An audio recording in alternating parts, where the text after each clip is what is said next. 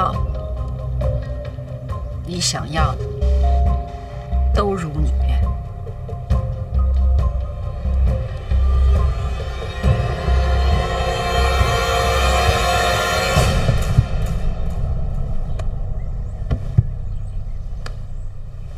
别一直磕了吧，不合适。再合适不过了，你可救了他的命。那也没必要磕这么重吧。没事儿，他自己愿意。自从你救了他，程平天天提起你呢。对了，你伤口还疼吗？啊，没事了。哎，晕了。没事，歇会儿还能磕。这婉儿和若若呢？怎么没见呀？啊，若若啊，让太医拉去教医术了。你可真行，这开膛破肚那本事，这你也传出去？医术本就是救人。那婉儿呢？回家取些衣服啊，我想着还要在这儿住一些时间，顺便把轮椅也带来。轮椅家里也有？之前装病的时候，陈院长送的。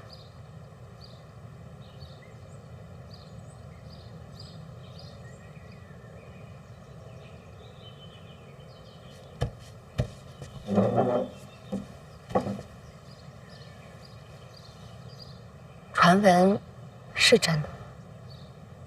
我不知道。若是真的，那程平跟你的关系就更近了一些。我真不知道。我想让程平拜你为师。要不等他醒了，问问他自个儿的意思。该喝药了。哎，没事，这事我能做主。啊，要不还是现在喝了吧。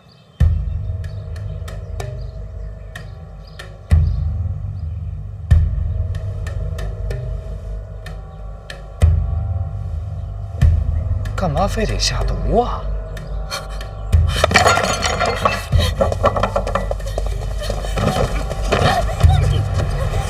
放开我！放开！小关大人，这屋里怎么还能下毒呢？这……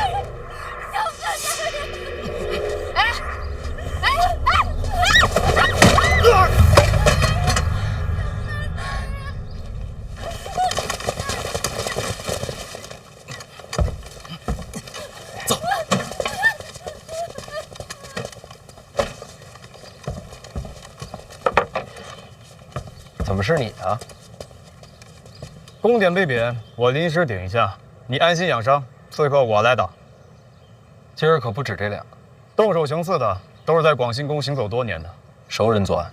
我会把广兴宫的人彻底换一遍，行刺的事情也会告知父皇，定会给你个交代。多谢。要不要叫太医？啊？没事，他这还没磕完呢。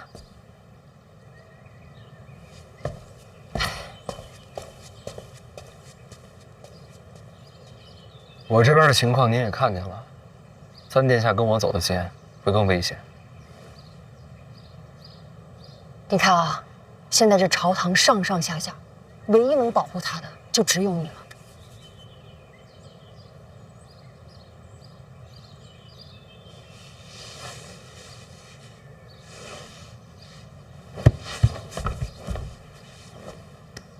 不用接着磕了吧？拜师心一定要诚，我们俩说好的，磕晕了算。刚才已经晕了，这不是醒了吗？醒了就不能算。您就不心疼自己儿子？为母则刚，再使点劲儿，我没听见响。陛下口谕，京都的人太多了，鱼龙混杂，是该筛一筛了。麻烦一问，怎么个筛法？请二殿下仔仔细细查一查府内上下是否有不该在京的人，若有，便立刻遣送离京。那还用筛吗？直接点我的名儿不就得了？公公放心，我一定认真筛查。口谕一传，老奴告辞了。公公好走，赶快让他走吧。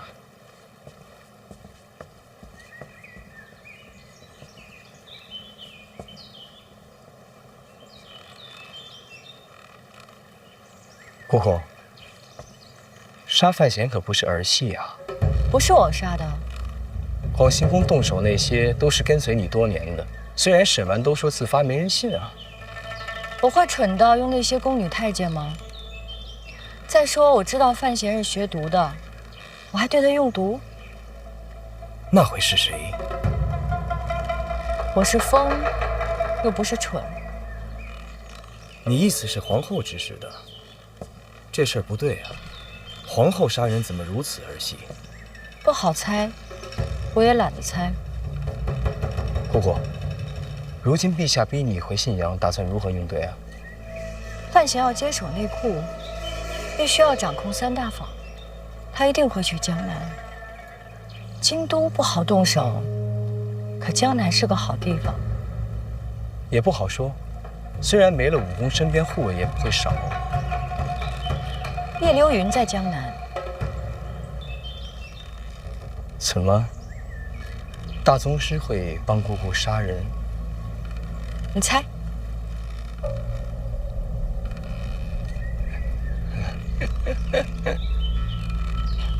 姑姑，你我联盟这么久，到底对我藏了多少秘密啊？姑姑这是打算亲自去江南等范闲？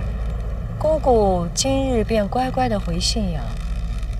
范闲若在江南发生任何事，都跟姑姑没有关系。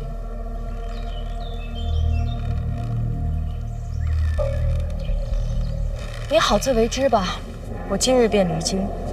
那就不送了。我也再试试，如果能够在京都杀范闲，就不辛苦姑姑了。怎么杀？你要进宫？我也不蠢。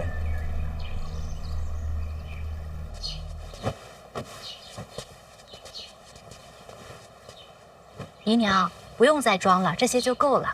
休养几天，很快就回来了。这可说不准。婉儿，范闲身世的传闻你该听说了吧？听说了。你说他会不会就此留在宫里不回来了？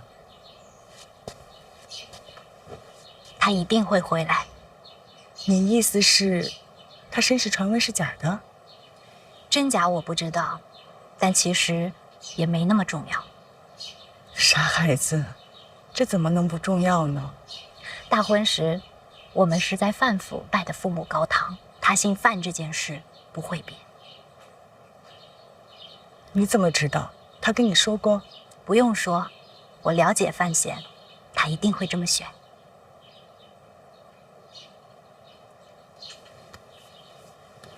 这孩子运气真好，能娶到你。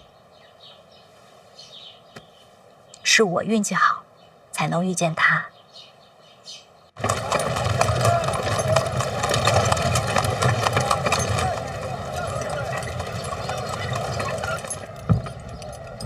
吁！怎么突然停车？这二表哥，是范闲他们杀的你二哥林红。你二哥死之前，范闲便知道牛栏街刺杀的真相，他骗了所有人。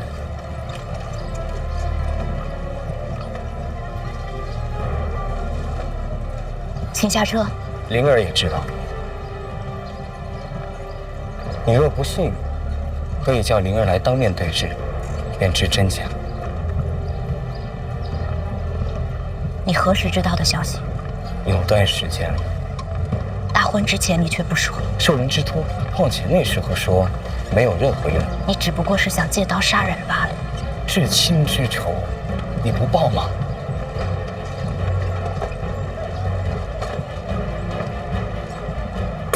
婉儿，你忘了吗？你姓林。停车！吁！这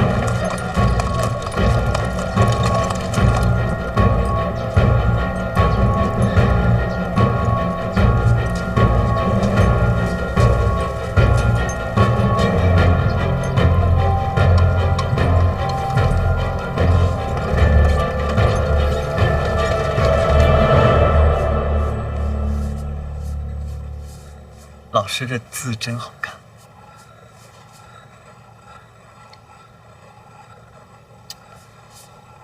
倒也不用硬夸。哦，谨遵老师教诲。不用这么多礼数。一日为师，终身为父，怎能不敬？背篓都乱了。话说回来，我也不知道有什么可教你的。你为人处事也有自己的习惯。我娘说了，从今以后，老师说什么我就做什么，绝无二话。那辛苦你，这封信帮我送到监察院。我去。不让我去？我听说监察院一天到晚血流成河，是真的吗？怕就还回来。不，我听老师的。到了监察院啊，跟他们说，这封信寄往北齐。给北齐哪一位？海棠朵朵。老师，我懂了。你懂什么了？我一定好好保护这封信。你是不是误会什么？我现在就去。不用，这么晚了，明天再说。老师，我先走了，你放心，一定完成主道。去。师母晚了，我先告辞了。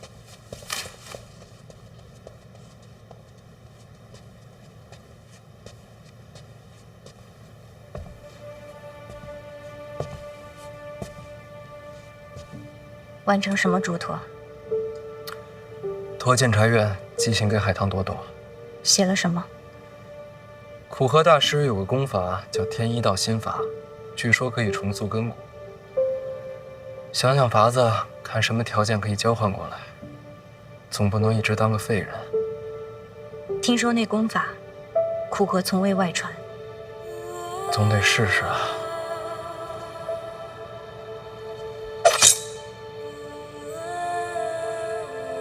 听说那功法，苦荷从未外传。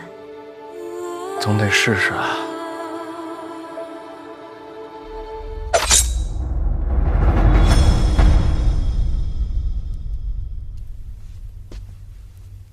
你刀不要藏在袖子里，容易伤到手。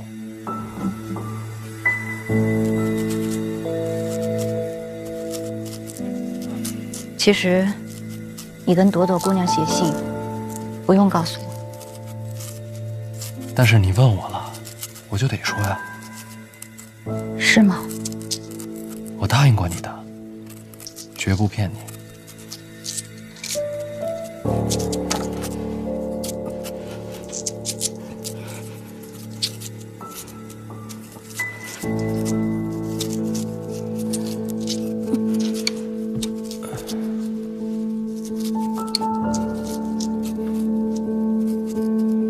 婉儿，你是不是有什么心事啊？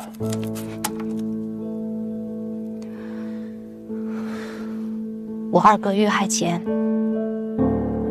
你是不是早就知道是他策划的牛兰杰刺杀？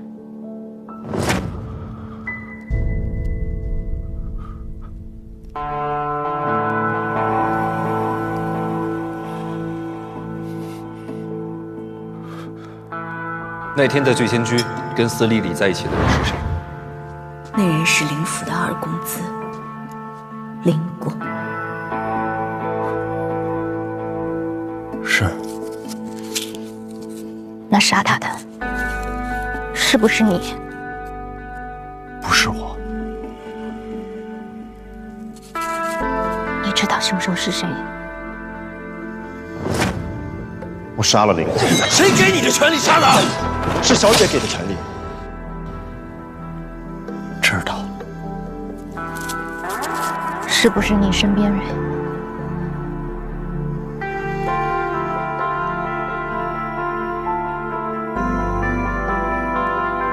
是。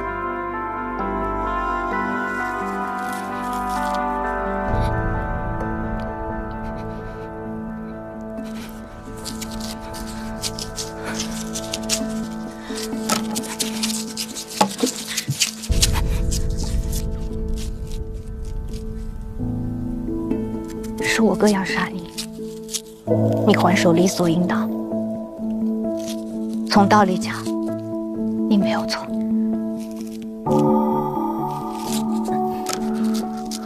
可是活在这个世上，不是只有道理就够了。那是我哥，我从小染病，没法出门，是他一次次进宫来陪我，想着法儿的哄我高兴。你明白吗？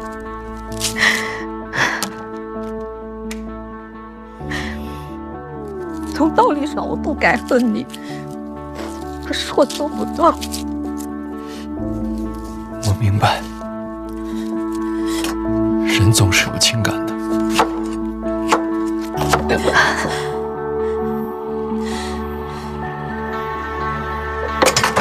为什么不骗我？为什么不骗我一辈子？只要你说，只要你骗我的话，我就会相信。我只信你说的，再多的证据摆在我的面前，我都不会相信。我假装看不见。你为什么不骗我一辈子啊？对不起。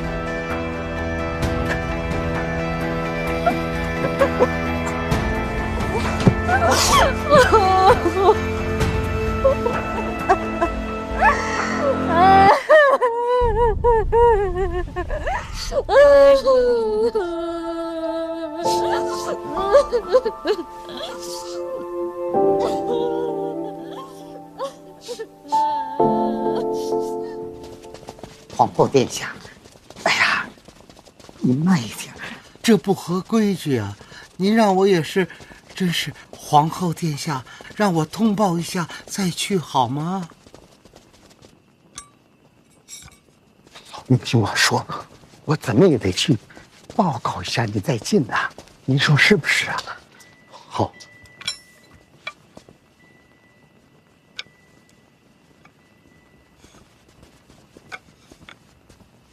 臣妾拜见陛下。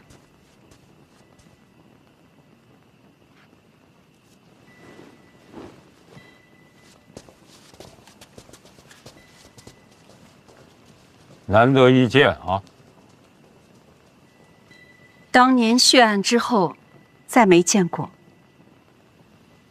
朕好像记得你怕黑，是吧？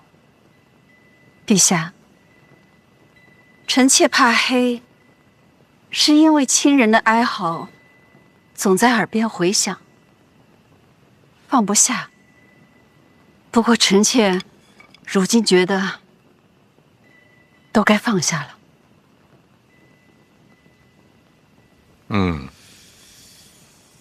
陛下，臣妾是来认罪的。何罪之有啊？悖逆不道。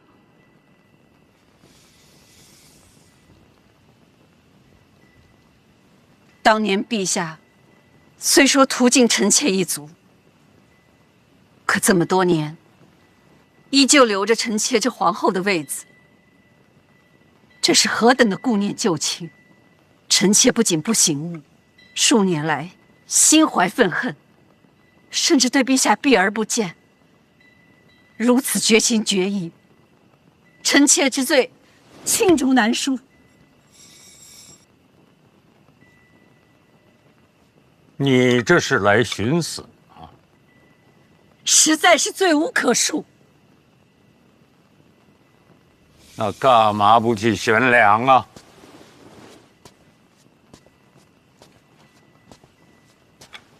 陛下，万万不可！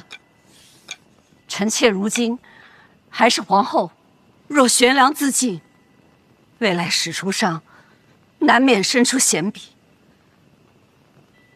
但凡有损陛下声名，臣妾就算万死，也难辞其咎。还请陛下先夺去臣妾皇后之位，再下旨论罪。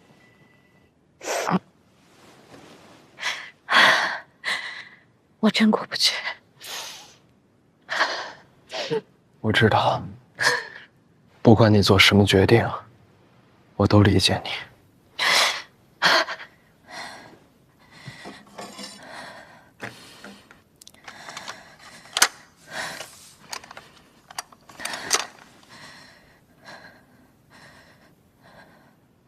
但是我不能对你动手，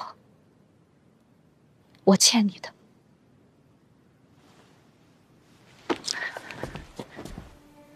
是谁动的手？告诉我一个名字。是不是你那个吴竹叔？你说过，他从小陪你一起长大。是。我哥也是。如果你的吴竹叔遇害，你会怎么办？我会发疯，会复仇。我也一样。最后一个问题，他动手时，是不是你发出的命令？差不多。差不多。当时吴竹叔没在我身边，我是想要自己动手的。我人都已经出了京都了，我只是晚了一步。不在身边，那就是他自行出手。不是他，是我起了杀心。不一样。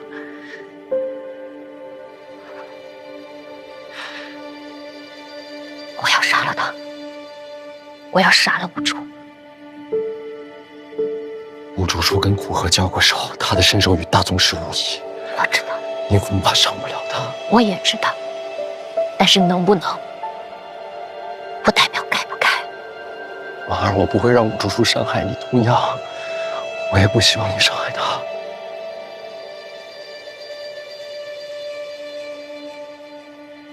我很失望。我知道，是对我自己。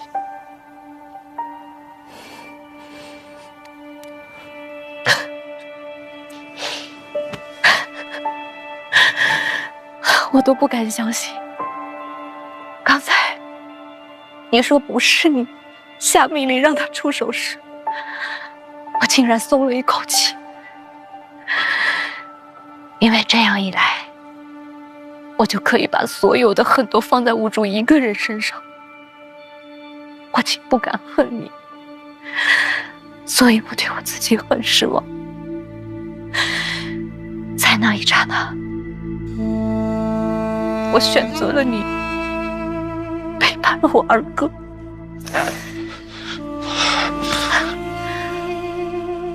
我要杀吴竹，是我跟他的事儿，与你无关。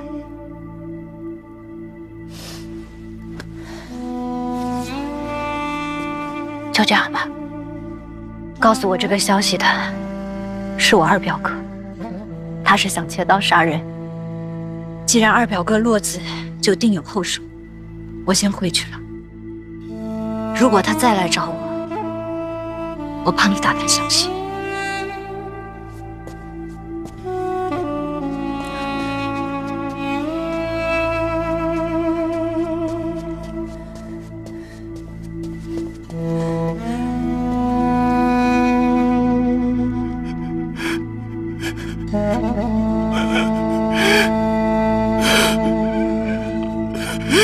接着说。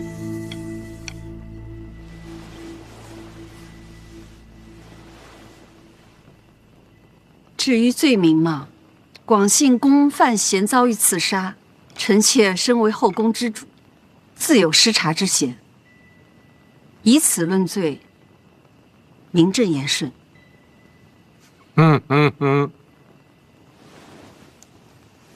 你想的还挺周到。臣妾欠陛下的，早就该还了。还有什么？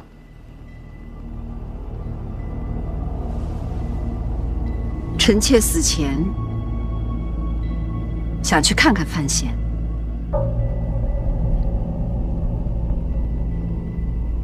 当年恩怨虽说已是往事，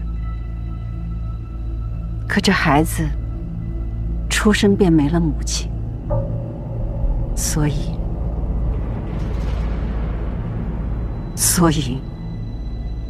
我该给他认个错。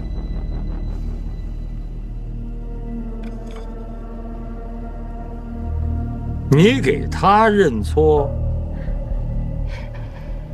人之将死嘛，死前了却恩怨，也好走得安心些。还有什么话要说？广信宫刺杀，李云瑞难脱其咎。既然皇后撤了，她这长公主也该治罪。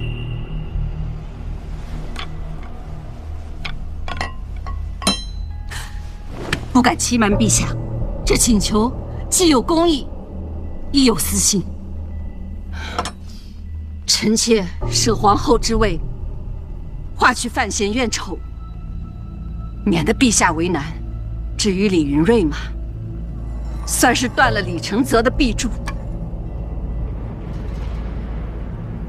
这一切也是为了太子。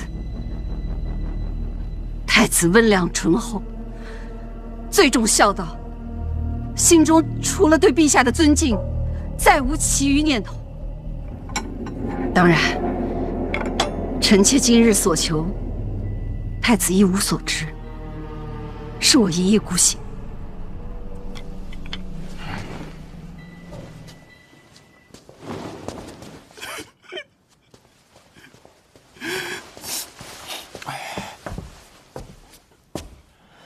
哥，我全都听见了。嫂子伤不到吴竹叔的。我知道，他也知道，所以他这么做，与其说是复仇，不如说是惩罚自己。你干嘛？今天我自杀，我得保护你啊！嫂子削水果的时候，我比她都紧张。那是你嫂子。这把刀就是以防万一。其实我想用这个。这有什么用啊？上次帮你治疗的时候，我找冷师兄要了一点哥罗芳。我身上了？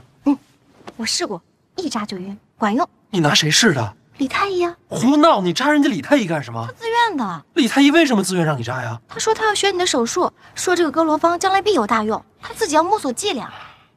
说说，你好好学学人家李太医，学医是为了救人。我也是为了救人啊，哥，我是为了救你。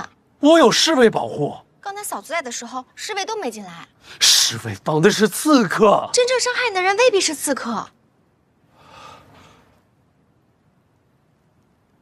你们两个别这样，一个要杀五竹叔，一个提刀在边上守着。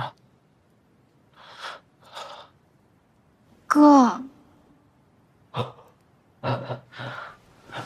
你干嘛？哥，你太激动了，伤口会裂开的。我没事。你嘴上说没事，心里比我还要紧张。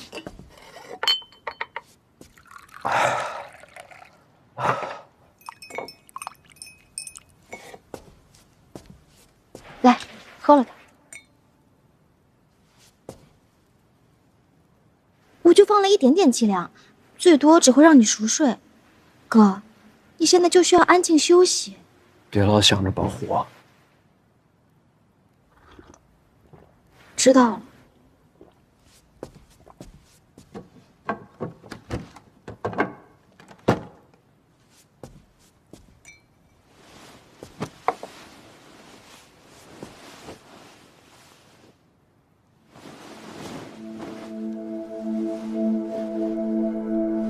如果你见到五竹叔，我知道了，让他别伤到嫂子。若若，这件事情还没结束。没事的，哥，别想了，睡吧。以五竹叔的身手，不会让你为难的。但愿吧，有五竹叔在。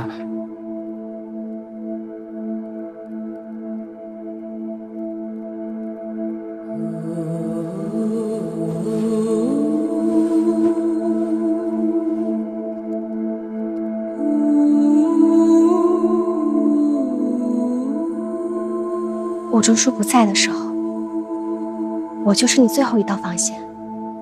你放心，无论发生任何事，我都会守在你的身边，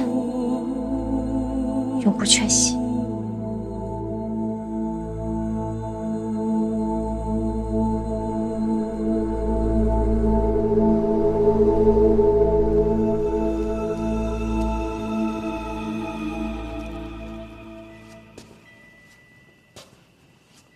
的皇后身份朕不会更改。范闲，你没有必要去见他。臣妾只是想赎罪。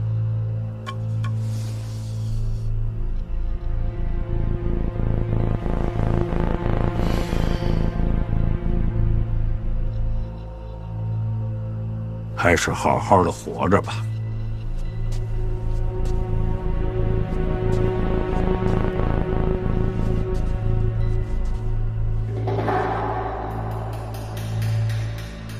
那广信公刺杀呢？广信公跟李云瑞没什么关系。这皇宫之内除了李云瑞，还能是谁？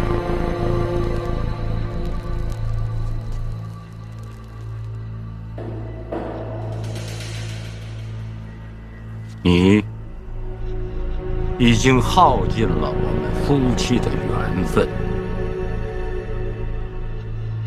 今后不再见。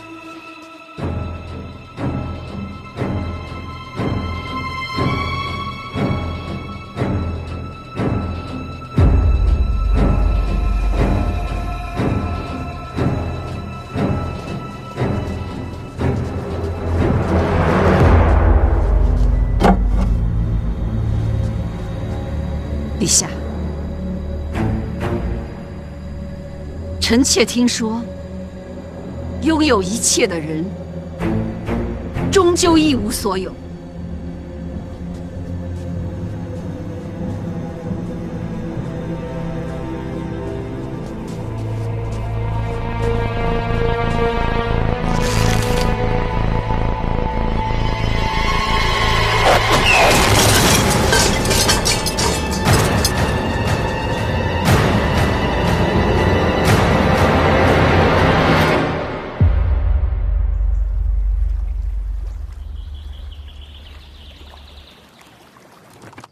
出城，是陛下的旨意。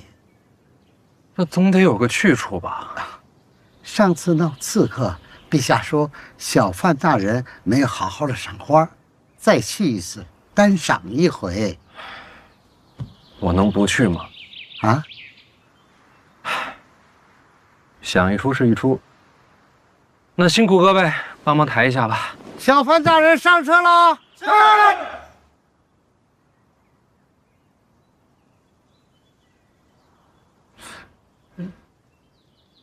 马上就来。谁马上就来？小范大人马上就来。那我是谁？啊？哎，慢点，哎，轻放，好，慢慢放，哎，慢慢放。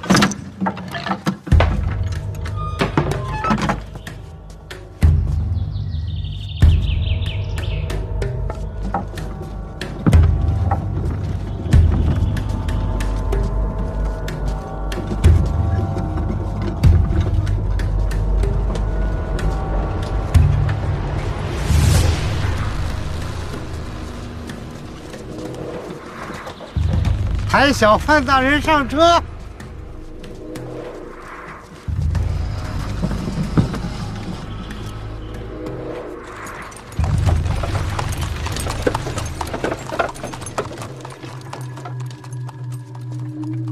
大人，请。请我去哪儿？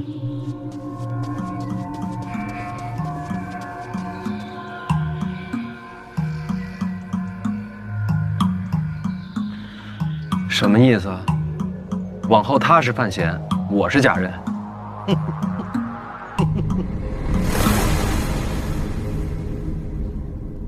这个加上这个是温柔的，这个和这个是强烈的，这三样加起来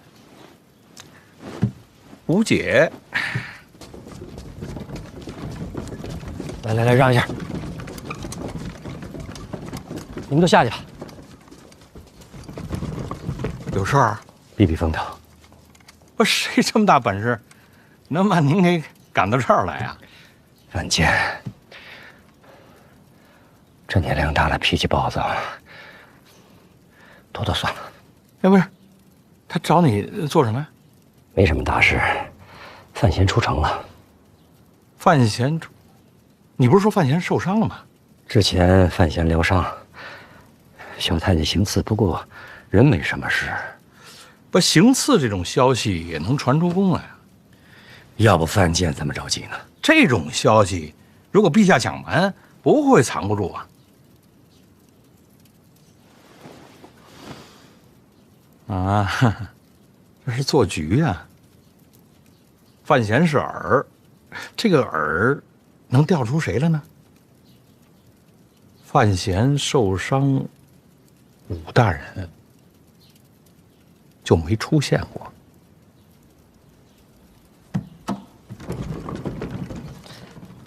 所有人都说废介只会用毒，他们错了。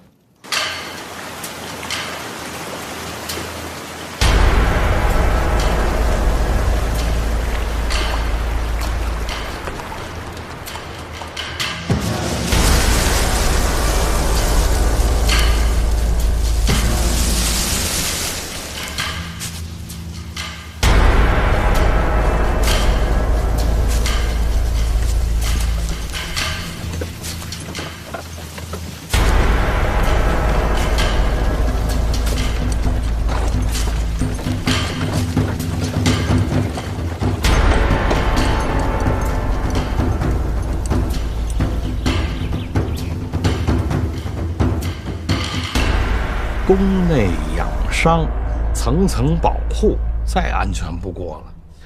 所以武大人没有出现，可有过行刺又孤身出城。武大人必然暗中保护。那么这个局是给武大人准备的。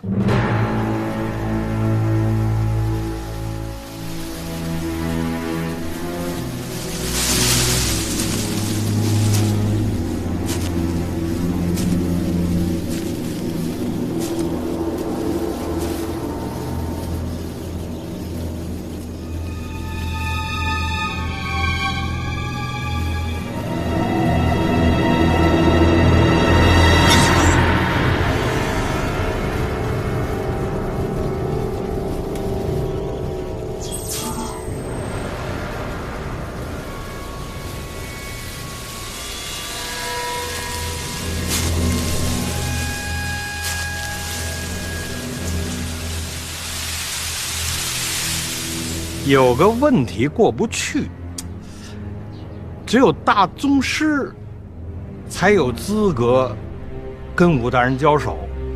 叶流云在江南，苦河并未南下，四不见还在等你着。难道是宫里边那位？不对呀。宫里那位要是真动手的话，谁胜谁败还不知道啊。他要是重伤了，这平衡就会打破了。陛下不会冒这个风险。把我关在这儿，是因为我追查的太紧了，离真相太近了。江南那个杀人犯不是武大人。大人偷袭我时用的兵器与武大人相似，招式也相似。他对监察院的人下手，是为了引出武大人。陛下愿意配合神庙使者，共同追捕神庙背叛者。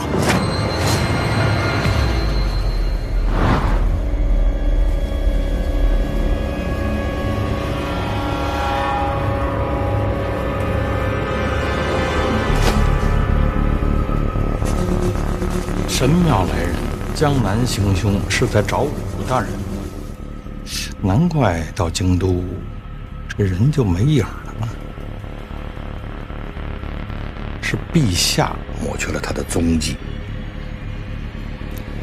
此事也尘埃落定了。陛下就这么想杀武大人吗？如果想杀，洪四强该出手啊。不对啊，陛下和你不会犯这种错误。这次布局，陛下真正想看到的是两败俱伤。所以说，什么事情瞒不了你。院长，这种局你也配合呀？你就真忍心看着武大人送死？这么些年，神庙一直在询问不足，不仅仅是今天。你的意思说，不止这一次？两败俱伤不可能，最后的结局是，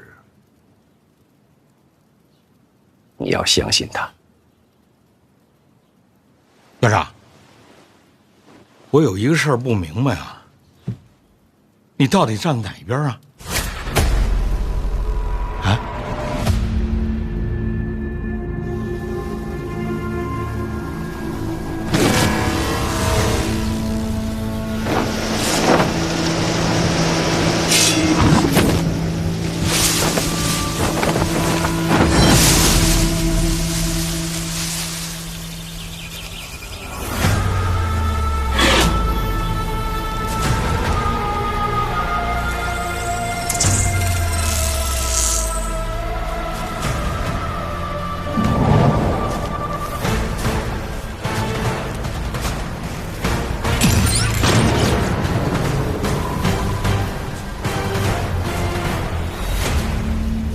我去南方找你，你没有出现。江南杀人的是你，我以为你会出现。为何找我？跟我回去。你来自神庙。你是冗余，不该存留于世。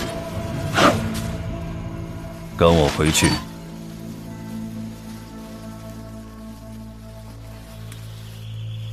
可以，我忘记了太多，或许在神庙能找回遗失的过去。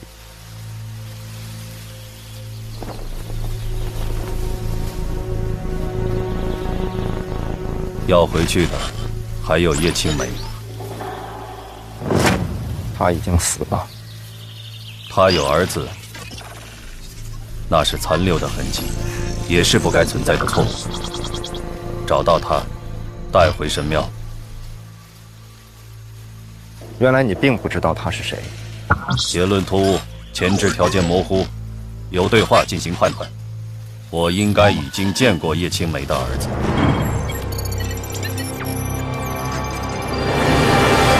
交涉结束。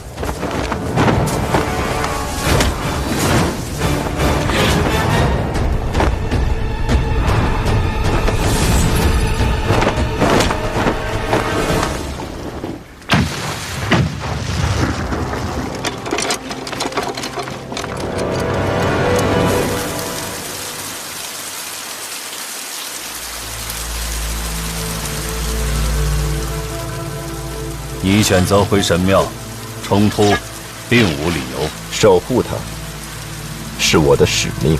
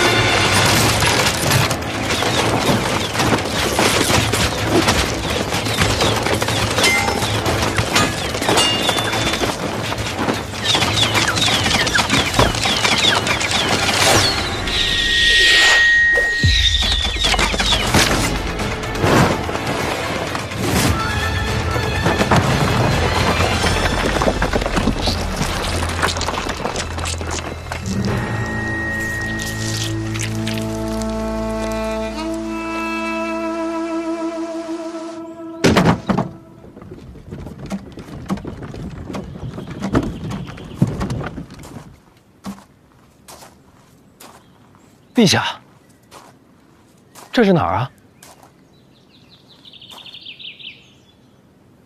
这个地方你早该来。这有一个你需要见到的人。什么人？随我来。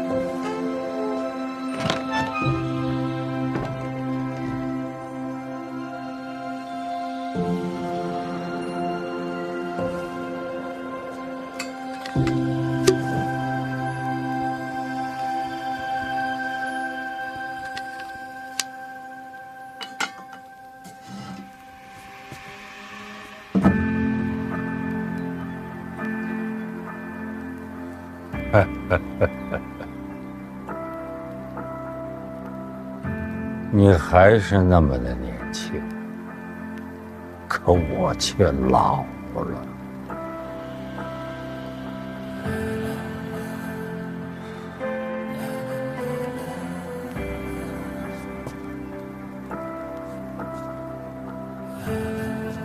好好看看，这是你母亲生前留下的唯一画像。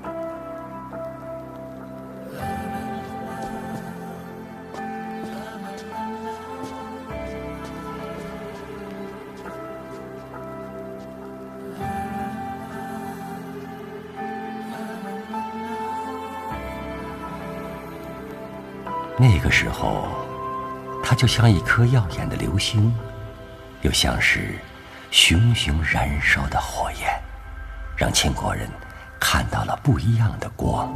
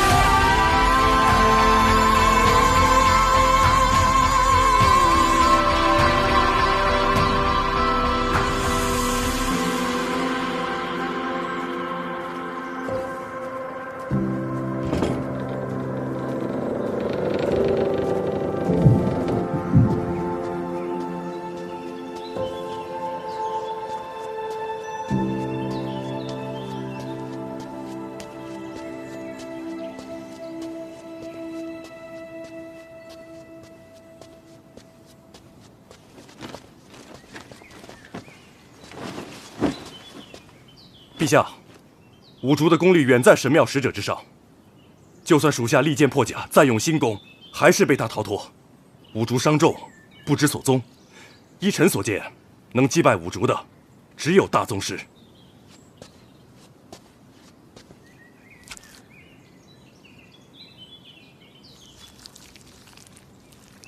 神庙使者，非肉身凡人。那又怎么样？照样得死。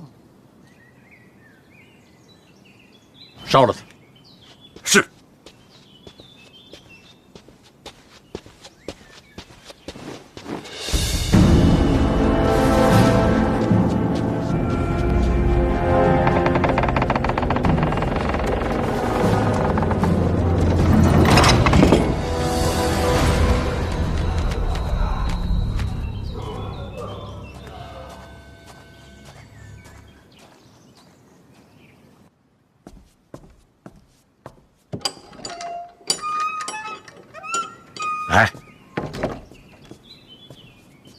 看那片菊花就是你娘当年亲手种下的。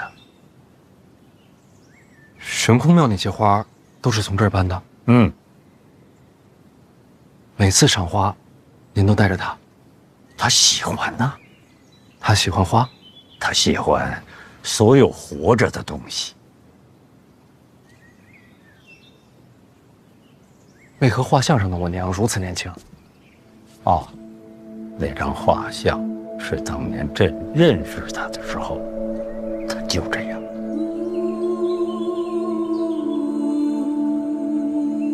您很想她，所以呀，所以我把内裤交给你，就是因为你是她的亲生骨肉，在这个世上，只能是你。我像她吗？没她漂亮，但是内心很相似。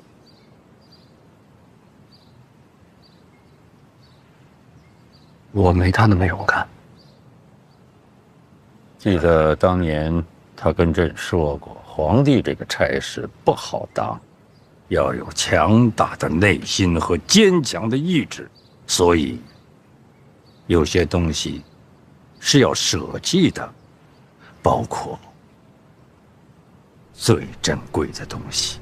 记得当年他跟朕说过，皇帝这个差事不好当，要有强大的内心和坚强的意志，所以有些东西是要舍弃的，包括最珍贵的东西。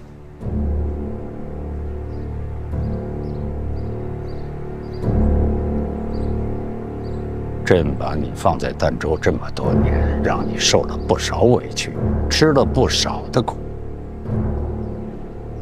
别怪罪朕。陛下，臣不太清楚自己父亲是谁了。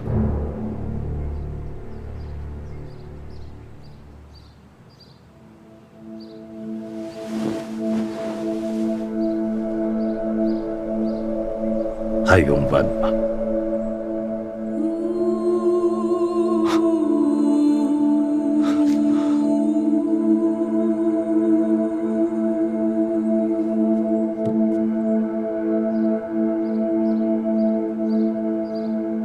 这样的仙女也会动了凡心，最后嫁入了南庆皇室。嫁的哪位？当时的王爷，也就是如今的南庆皇帝。嫁的是庆帝。陛下，我要跪吗？你想跪吗？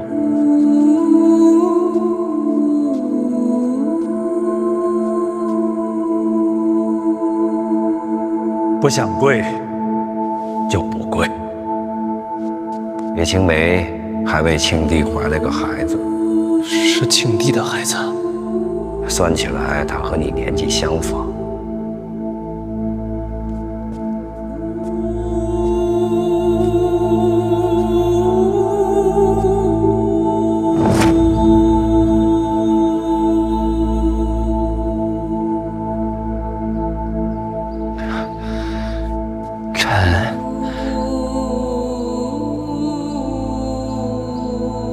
儿臣，我还不知道自己是哪天生的。正月18。正月18，既来之，则安之。感谢陛下，我终于有生日了。好好养伤，等伤养好了，下趟江南，去看看你娘给这个世上留下的东西。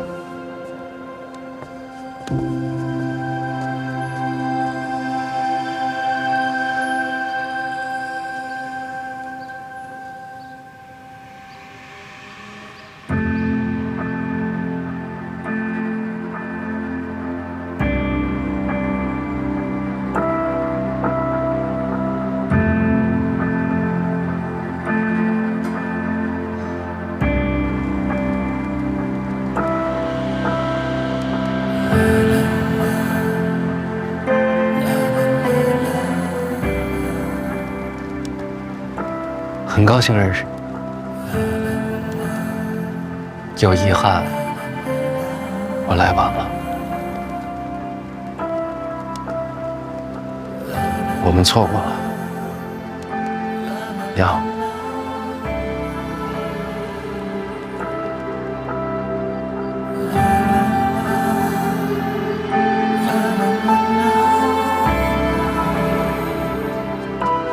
哥，我看过了，外面没人。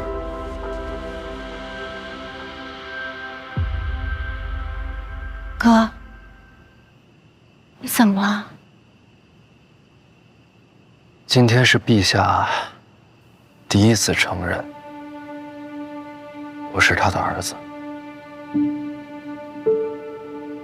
毕竟血浓于水，在他面前，我的每一句回答都恰如其分，有如沐之情，也带着一丝感动。哥，但这些都不是真话。叔叔，我一直在表演。为什么？因为我在害怕。害怕？是害怕陛下骗你吗？不完全是。我能感觉到他的情感是真的，但是不知道为什么，我总觉得在这真情实感之外，还藏着另一个他。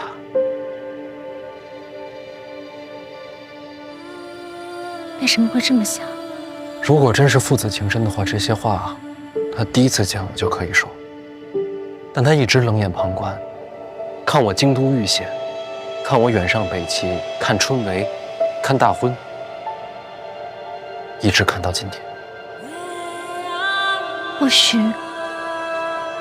或许是悬空妙救驾，陛下感动了。所以有没有真情，还得先看我的表现，是不是他的儿子，先看有没有资格。叔叔，陛下你见的没我多，但我就问你，咱们爹会这样吗？不会。哥，你这样说，陛下像是在权衡利弊。更可怕的是，我不知道这种观察是从什么时候开始，又会持续到什么时候。我也不知道对他来说究竟是情感重要，还是价值重要。而这样的我，到底算是儿子，还是妻子？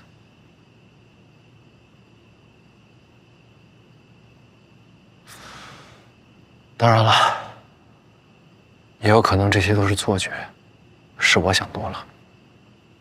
女人的直觉不会错。我是男的，我的直觉告诉我，你的直觉不会错。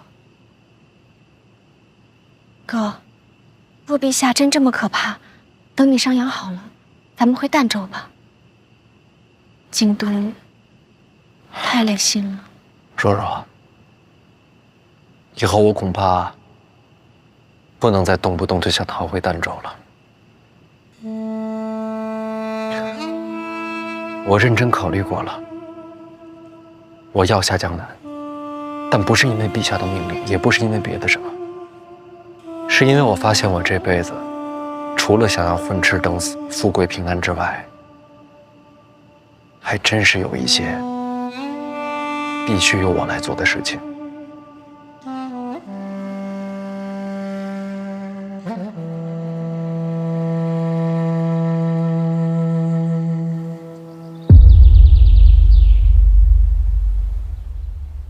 婉儿，婉儿，婉儿。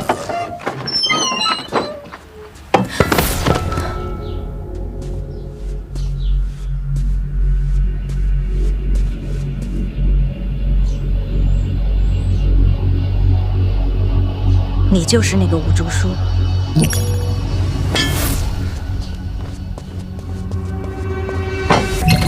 让范闲去江南，去三大房。快让范闲去江南，去三大房。快让范闲去江南，去三大房。快让范闲去江南，去三大房。快让范闲去江南，去三大房。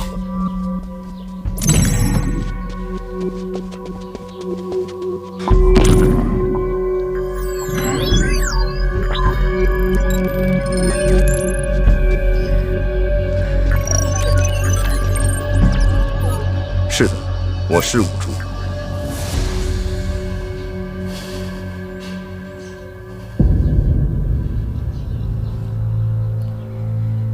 你受伤了？是的，从现有条件推算，我入宫没有生路，所以由你转靠范闲。是谁在针对你？很多，整座京都都不安全。我哥是不是你杀的？是我。我要杀了你。可以，理解。我伤得很重，从现有条件看，你要杀我，现在就是最佳时机。我一定要杀了你。可以，理解。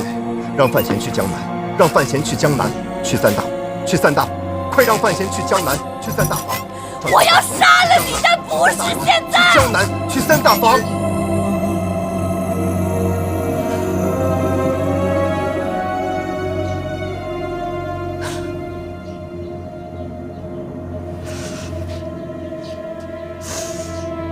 为什么？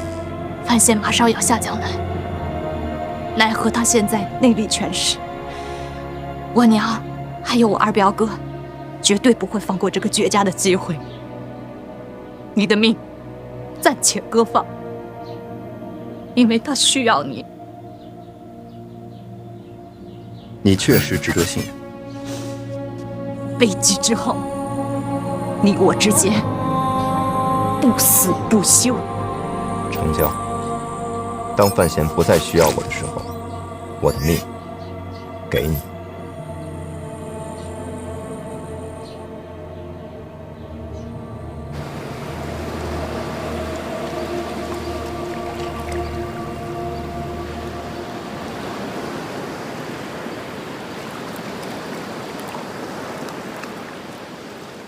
没想到啊，一眨眼，南下了。哎呀，大哥，你是不知道啊，多少年没出来过了，早该出来透透气了。说的是啊，虽然我人回到了京都，但我心里总是想着塞外的风光。听你们这么说，离开京都，好像是件很诱人的事儿。你还小，长大就知道了。哎，为这大好河山，咱们一起喝一杯如何？走。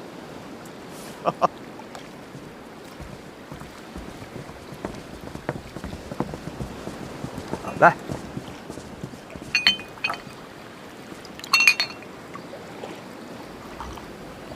哎，这送别的阵仗，未免也太大了些。以咱们这关系，这都是应该的。殿下仁爱之心，感人之极。范闲啊，殿下礼贤下士，你可不能忘了君臣有别。陈皇姑，多谢太子，也多谢几位殿下。你干什么？老师的礼，我不能收。别捣乱。哎，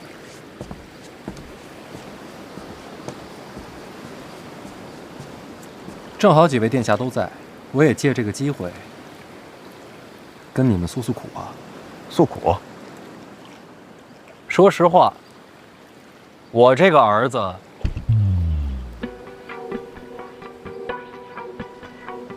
做的不怎么样。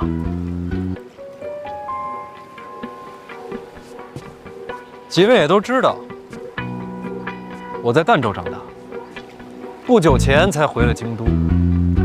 虽说一直住在范府，但心里总有事儿藏着，过不去，心里发慌。什么事儿啊？说出来听听。我替你做主，为什么慌呀？回来这么久了，还没进过范家祠堂，这像话吗？心里能不慌吗？临别在即，胆子也大了。父亲大人，正好几位殿下都在，也帮我做个见证。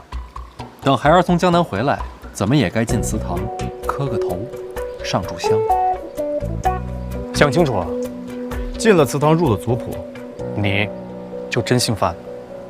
这话说的，我本来就姓范。差事先办完，其他的回来再说。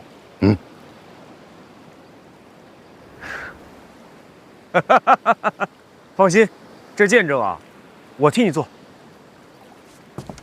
多谢太子。真行，以退为进，既断后路，又换前程。二哥，这是什么话呀？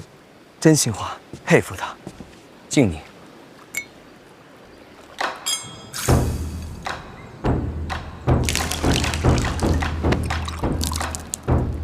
真气没了，南下要小心。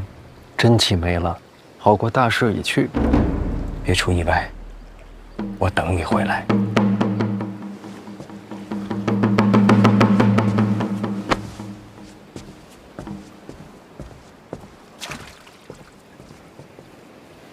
拿下江南，是拿回。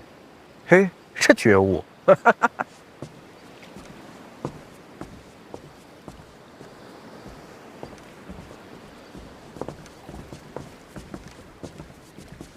护好三弟。三殿下不跟你们一块回去吗？父皇让他跟着你。为徒者，当为师长执鞭坠镫。父皇恩准，与老师同行。去吧。有什么难处，飞鸽传书。不行，我就跑一趟。你还得坐镇禁军呢。大不了一撸到底，反正也掉不了脑袋。别老想着跑，京都也需要你这样的人。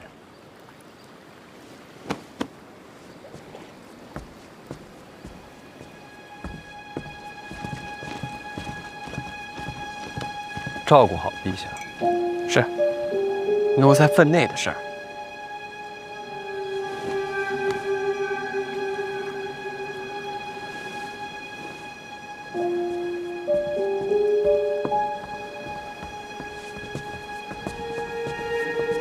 江面上风大，爹，你们也回吧。江南名家代掌三大房，人脉深远，是真正的地头蛇。此次南下，成是最好，若是不成，直接回家，大不了什么都不要。范家养得起儿子。哎呀，知道了，爹，我送你下船。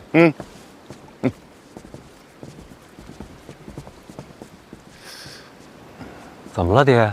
还有什么要交代的？我又不是第一趟出远门了。啊，这个……哎呀，行了，我听他说吧。就祠堂的事儿，你是当真还是……老范啊，老范，你这个人真的是……怎么着？我现在就给你行个叩拜大礼呗？别，受不起小范大人。哎呀，平时看你那一套看惯了，我现在见到行大礼，我也不习惯了呀。哎，你就按照你喜欢的来吧。啊，我的来。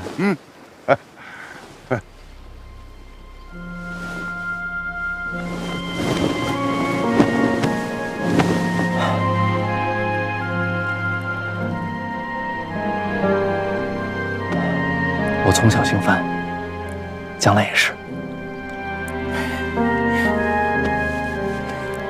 等你回家，照顾好自己。